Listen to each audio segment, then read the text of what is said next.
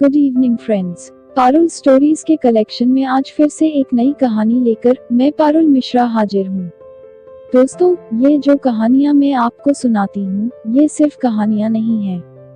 मनोरंजन के साथ साथ ये कहानियाँ हमें असल जिंदगी से जुड़ी कुछ न कुछ शिक्षा देती हैं। आओ दोस्तों, आज हम एक ऐसी ही कहानी का लुत्फ उठाते हैं। शहर की भीड़भाड़ से बहुत दूर रामपुर नाम का एक गाँव था। उस गांव में भोला नाम का एक किसान अपनी पत्नी के साथ रहता था। भोला बहुत सीधा सादा और नेक इंसान था। उसकी पत्नी चंद्रलेखा भी उसी की तरह भोली और नेक औरत थी। दोनों पति पत्नी एक दूसरे को बहुत प्यार करते थे। भोला और चंद्रलेखा घर आए मेहमानों की खूब खातिरदारी करते थे, पर उन्हें ऐसे मेहमान बिल्कुल पसंद नहीं थे जो आने के बाद जाने का नाम ही नहीं लेते थे। वे दोनों चाहते थे कि मेहमान आए और 1-2 दिन रुककर वापस चले जाएं। मेहमान अगर ज्यादा दिन रुक जाते थे तो उन्हें ज्यादा खर्च और परेशानी उठानी पड़ती थी। एक बार की बात है, भोला के यहाँ उसका बचपन का मित्र हरिया अपनी पत्नी तथा बच्चों के साथ घूमने आया। उनके आने से भोला और उसकी पत्नी बहुत खुश हुए। दोनों ने उन लोगों की अच्छी खातिरदारी की। 2-3 दिनों के बाद उन लोगों को वापस लौट जाना था, लेकिन यहाँ की खातिरदारी देखकर उन लोगों ने कुछ दिन और रुकने का फैसला कर लिया। अब तो भोला और उसकी पत्नी सोच में पड़ गए, क्योंकि उनके रुकने से भोला और उसकी पत्नी को परेशानी होने लगी। बच्चों ने भी धमा चौकड़ी मचाकर नाक में दम कर दिया था। भोला और उसकी पत्नी सोच रहे थे कि पता नहीं ये लोग कब तक यहाँ से जाएंगे। 1 सप्ताह के बाद भी जब उन लोगों ने लौटने का नाम नहीं लिया तो भोला ने एक उपाय सोचा। अगले दिन खेत जाते समय भोला ने अपने दोस्त को दाल और टोकरी देते हुए कहा, हरिया, आज मजदूर नहीं आया है।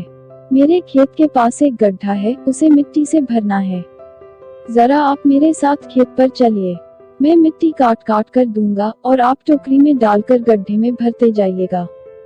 यह सुनकर किसान का दोस्त थोड़ा चौंक गया, लेकिन चाहकर भी वह इनकार नहीं कर पाया। उसे भोला के साथ जाना पड़ा। भोला के खेत के पास एक गड्ढा था। हालांकि भोला को उस गड्ढे से कोई लेना देना नहीं था, परंतु दोस्त को सबक सिखाने के लिए उसने मिट्टी काट कर भरना शुरू कर दिया। मिट्टी ढो ढोकर कुछ ही देर में हरिया बाबू का अंग अंग दुखने लगा। भूख के मारे पेट में चूहे कूदने लगे। रो धोकर उसे शाम तक मिट्टी उठानी ही पड़ी। खेत से लौटते ही हरिया ने फैसला कर लिया कि अब वह यहाँ एक पल भी नहीं रुकेगा। उसने अपनी पत्नी को घर वापस जाने की तैयारी करने को कहा। ये सुनकर उसकी पत्नी बोली, अभी क्या जल्दी है, अभी 4-5 दिन और रुकते हैं। हमारी यहाँ कितनी बढ़िया खातिरदारी हो रही है।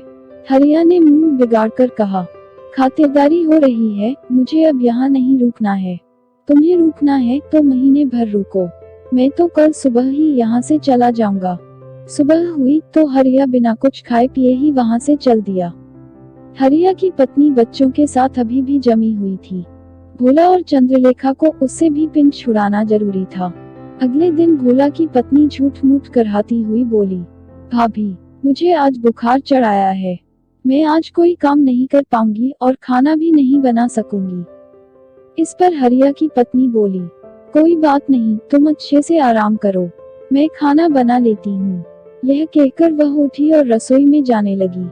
रुको भाभी, भोला की पत्नी ने उसे रोकते हुए कहा, खाना बाद में बनाना, पहले आंगन की झाड़ू से सफाई कर लो।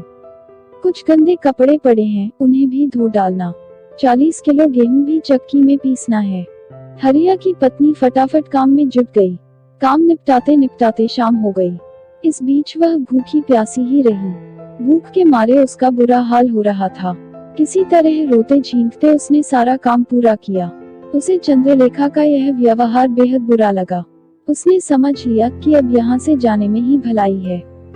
अगली सुबह वह बच्चों के साथ जाने लगी तो भोला की पत्नी बोली, भाभी, मेरी तबीयत खराब है, अभी 2-4 दिन और रुक जाती तो अच्छा रहता। नहीं, अब मैं यहाँ नहीं रुकूंगी। मेरा घर जाना बहुत जरूरी है, क्योंकि मेरे पति को घर पर अकेले बहुत परेशानी हो रही है। यह कहकर हरिया की पत्नी अपने बच्चों के साथ चल दी और इस प्रकार भोला और उसकी पत्नी ने चैन की सांस ली। कहानी से सीख, हमें कभी भी दूसरों के अच्छेपन का अनावश्यक फायदा नहीं उठाना चाहिए। क्या पता उस इंसान के जीवन में क्या क्या परेशानियां हो। आपको मेरी कहानी कैसी लगी कमेंट बॉक्स में बताइए, ताकि मैं आप लोगों तक अच्छी अच्छी कहानियां ला सकूं। हमारे चैनल को सब्सक्राइब करना ना भूलें और साथ ही वीडियो को लाइक करें और अपने दोस्तों के साथ व्हाट्सएप, इंस्टाग्राम और फेसबुक पर शेयर करें।